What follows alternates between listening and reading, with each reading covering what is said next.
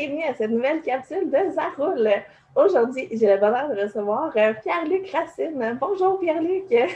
Salut, ça va bien? Bien toi. Absolument. Je vais discuter avec toi de ton parcours humoriste, maintenant écrivain de livres et tout, que c'est vraiment super. Donc, je vais vraiment discuter avec toi de ton parcours, que t'es vraiment polyvalent, donc avec plusieurs talents. Hey, je suis là pour ça, fait que vas-y, puis je te suis. Super. Donc, tu as commencé en actuariat il y a plusieurs années. C'est vrai, j'ai travaillé comme 10 ans dans le milieu. C'est un milieu dans lequel je ne me sentais pas heureux. Je trouvais ça le fun de faire des maths et j'aime encore les maths aujourd'hui. Cependant, c'est pas un milieu qui me plaisait, puis c'est pas non plus un travail qui me plaisait vraiment. Fait que, ultimement, j'ai fini par lâcher ce milieu-là.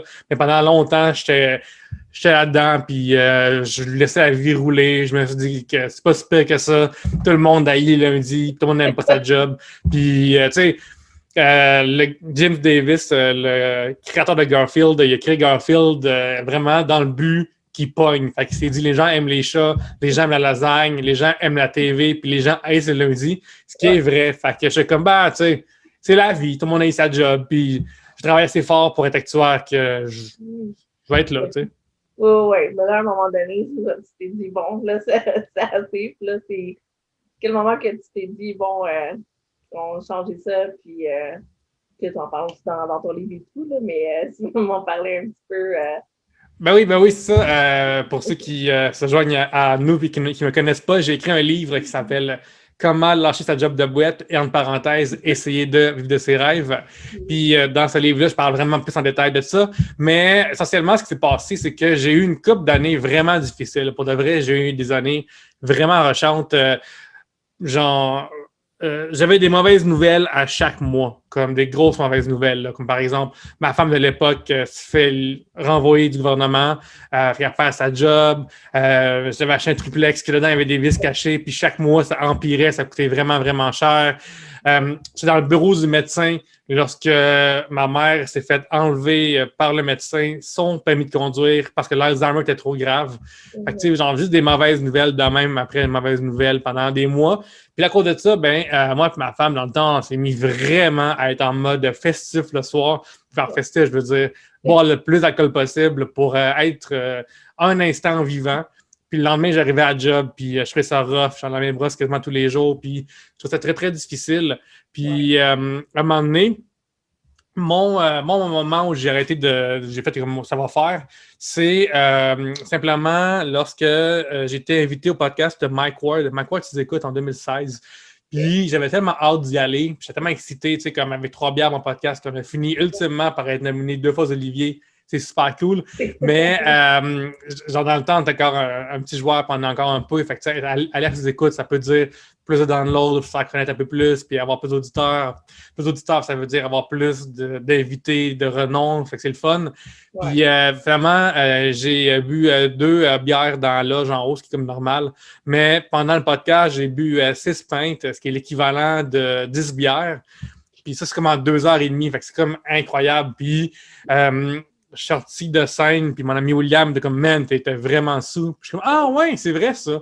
Parce que pour moi, c'était rendu régulier boire autant de bière. Puis c'était tellement régulier pour moi qu'il y a beaucoup de monde qui ont vu l'épisode puis qui s'en rendent pas compte au niveau. J'ai l'air un peu chaud, mais je suis genre vraiment plus conscient pendant tout. Le lendemain, je me réveille, puis j'ai quasiment plus de souvenirs du podcast. Puis je me souviens juste qu'on a name droppé du monde, je me souviens qu'on a comité. Fait que je suis comme, oh my God.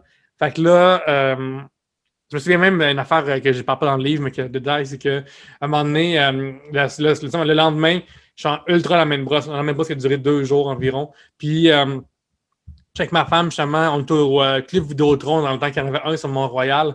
Puis, dans la section, il y avait comme les choix des employés, ou je ne sais pas trop. Puis, il y a le film québécois, l'audition, que j'adore. Puis, j'ai dit comme, hey, check, j'aime tellement ce film-là, c'est incroyable. Puis elle me dit, oh ouais, t'en as parlé hier à sous-écoute. Puis je suis comme, ah, j'ai parlé de ça à sous-écoute. Puis là, ouais. Puis là, genre, elle me parle comment que t'es fait des blagues sur l'acteur, c'est Picard là-dedans.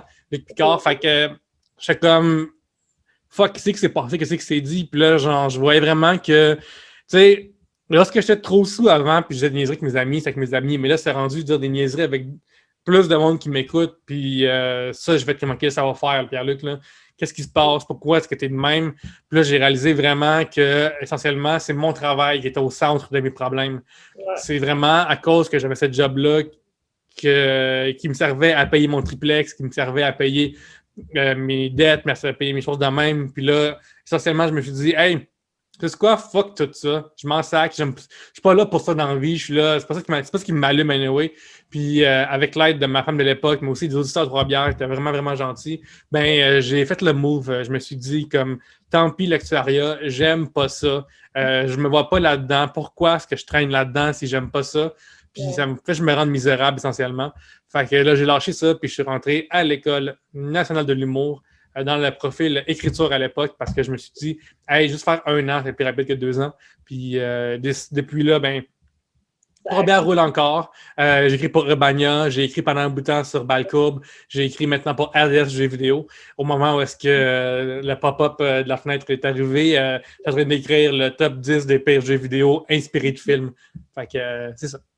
C'est vraiment là, tu te retrouves vraiment dans ton domaine, ça te passionne vraiment. On sent que c'est. Ouais, tu sais, c'est le fun parce que, tu sais, une affaire qui a l'air vraiment niaiseuse, mais lorsque tu n'aimes pas ta job, une affaire que tu fais, c'est le strict minimum, puis quasiment en dessous de ça. Fait que, tu sais, t'es vraiment, vraiment un mauvais employé. Tandis que, mettons, Urbania, RDS, jeux vidéo, ils me disent, hey, fais genre 700 mots minimum, juste pour que Google aime ça, puis le répertorie comme il faut. Mais, tu sais, des fois, on regarde ça entre 700 puis 1000. Puis, tantôt, pour Urbania, j'ai écrit un article comme guide pour que ta première visite au gym se passe bien. Fait que tu sais, des conseils, parce que moi j'aime ça y aller. Fait que tu sais, j'ai fait 1300 mots. Ouais. Puis le top que j'écris pour RDH vidéo en ce moment, c'est 1300 aussi. Fait que tu sais, ça me dérange pas d'en donner plus. Même ça fait réduire mon taux horaire parce que je travaille plus longtemps dessus. Ça me dérange pas parce que j'aime parler de ces choses-là, puis ça m'anime, puis ça me rend de bonne humeur de pouvoir creuser là-dedans, puis pouvoir en parler comme il faut, mettre des blagues là-dedans, puis tout ça. Ce que je trouve bien, c'est ça avec le livre, c'est que c'est vraiment des leçons, mais tu passes en joke avec l'humour, c'est que c'est vrai, ça nous fait réfléchir en même temps sur notre vie, sur le parcours en même temps. Donc, je trouve ça. Oui, c'est le fun.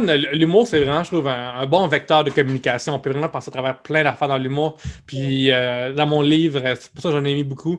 C'est parce que je voulais que ce soit plus léger aussi comme lecture. Parce que c'est quand même un sujet sensible puis sérieux, de comme vouloir remanier sa vie. Puis, je parle vraiment de l'importance de le faire. Puis aussi, je veux convaincre les gens quelque part de hey, si tu as le livre dans les mains, c'est qu'à quelque part, soit ça te parle ou soit que tu veux juste préciser tes rêves et tout, mais c'est important d'agir maintenant.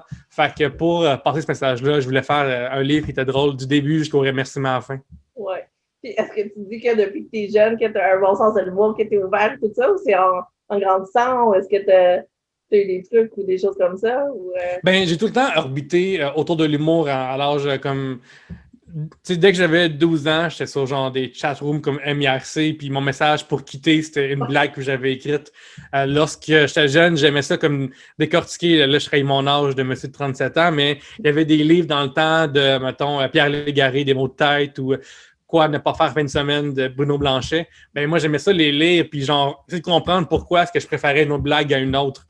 Puis, fait que depuis que je suis jeune, j'écris des jokes à tous les jours, des liners, puis des fois, je suis curieux de savoir comme, tu sais, mettons, dans Ménic MSN, c'était genre une joke tout le temps qui popait, puis sur ICQ, genre tout le temps passer mon temps à écrire ces affaires-là. C'est sûr qu'avec le recul, si je tombais sur mes logs, mes historiques de tout ça, probablement que je serais comme arc dégueulasse, mais je suis pareil en train de créer ces choses-là. Fait que c'est juste normal que je fasse ça aujourd'hui. Puis, tu sais, même aujourd'hui, là, sur Instagram, sur Facebook, chaque jour quasiment, j'en drop une ou deux. C'est pas tout le temps hilarant. Des fois, c'est juste des pensées, mais c'est des affaires que j'aime mettre. Des fois, c'est très drôle aussi, des fois. Fait que j'aime ça faire ça. Oui. Non, c'est ça, c'est très drôle. Puis avec ton podcast, c'est ça que ça fait occupé. C'est à toutes les semaines, c'est avec des invités différents à chaque sujet. C'est des questions que les gens posent, je crois que. Oui, c'est ça, essentiellement. Ce qui se passe à Trois-Bières, c'est qu'on parle des sujets que les gens nous envoient le temps d'une bière. Puis on reçoit un invité, puis on prend pas de pause. Ça, c'est une grosse différence entre, mettons, la radio et la télévision. C'est que tu vas voir que les gens prennent des saisons off, puis nous, depuis quasiment 10 ans, on n'a quasiment jamais pris de pause. Sinon, c'est parce qu'on voulait remanier un problème technique, mettons. Là. On ne pouvait juste pas enregistrer. Sinon, on enregistre ça depuis 10 ans. On a eu vraiment beaucoup d'invités, puis beaucoup de fun. Puis la communauté communauté des auditeurs est vraiment, vraiment, vraiment drôle. Vous pouvez venir sur Facebook, il y a un groupe qui s'appelle Le Sac à Sujets. On met nos inside jokes là-dedans, on met des memes, on met des montages photos, puis on reçoit les sujets des gens là-dedans. Fait que déjà, des discussions se partent là-dessus, puis c'est tout le temps le fun. Oui, c'est ça. C'est l'interaction aussi avec les gens, tout ça aussi. Puis en tout cas, c'est vraiment le fun. Est-ce que tu penses que tu as comme des projets, ou en tout cas, que tu veux me dire que tu aimerais faire, que tu n'as pas fait encore, là, malgré que tu as comme ça? Ben là, j'ai hâte que les salles réouvrent, c'est juste ça. Ouais. J'ai hâte que les salles réouvrent parce que là, tu vois, c'est drôle parce que des fois, dans mon livre, j'en parle de ne pas se comparer, puis c'est tellement tough des fois, même dans mon milieu à moi, que tu sais, genre, c'est tough. Puis c'est drôle parce que moi, il faut que je m'imagine sur scène pour écrire des numéros complets. Je trouve ça tough, sinon je trouve ça. C'est comme genre faire ses impôts sans deadline, même si j'aime écrire de l'humour, si j'ai pas un deadline, je trouve ça vraiment rough. Puis je parlais avec un de mes amis, justement, qui là, les shows réouvrent, les bars réouvrent, tout ça. Puis il m'a dit comme hey, t'as écrit de quoi de nouveau? Puis je suis comme ah non, je me sens tellement mal, j'ai pas écrit de nouveau numéro en quasiment 1 an. Puis il m'a dit ouais, mais t'as écrit un livre, fait qu'arrête. Ah oui, c'est vrai, j'ai écrit un livre. Crème, j'avais oublié, j'ai écrit un livre. C'est quand même. Ça, ouais. C'est quelques années, je suis sûre que tu t'attendais pas à écrire un livre, là. Je n'aurais pas pensé, là, mais c'est vraiment là. Ben, en fait, ce qui s'est passé, c'est qu'une affaire qui est importante quand tu es un artiste, je pense, c'est que tu es un travailleur autonome. Essentiellement, ce que ça veut dire qu'il faut que tu crées ta propre job toi-même. Ouais. Puis, trouver des gens pour me payer pour mon art quand je ne suis pas connu, c'est difficile. Fait qu'il faut que je crée des façons de me faire connaître des fois. Puis, je me souviens, en janvier 2019, en janvier, pour l'humour, c'est rough. Il ne se passe rien parce que tout le monde est sorti en décembre. Tout le monde a dépensé leur argent. Les gens sont tannés, ils veulent rentrer chez eux pour avoir la maudite paix. Fait que, puis il fait frette. Fait que les gens sont comme arc dégueu. Fait que personne ne sort. L'humour est vraiment mort en ce moment-là. Il n'y a pas grand-chose qui se passe. Fait que je me suis dit en janvier, hey, si j'écris 1000 mots par jour, au bout d'un mois, je vais avoir 31 000 mots. Puis c'est ça que j'ai fait. C'est ça que tu fixes un petit but, mettons, puis tu le fais, puis tu penses que ça, c'est d'être travailleur autonome, puis que tu fasses ta propre cédule, donc il faut que tu sois assez, faut que ça te passionne aussi. Là.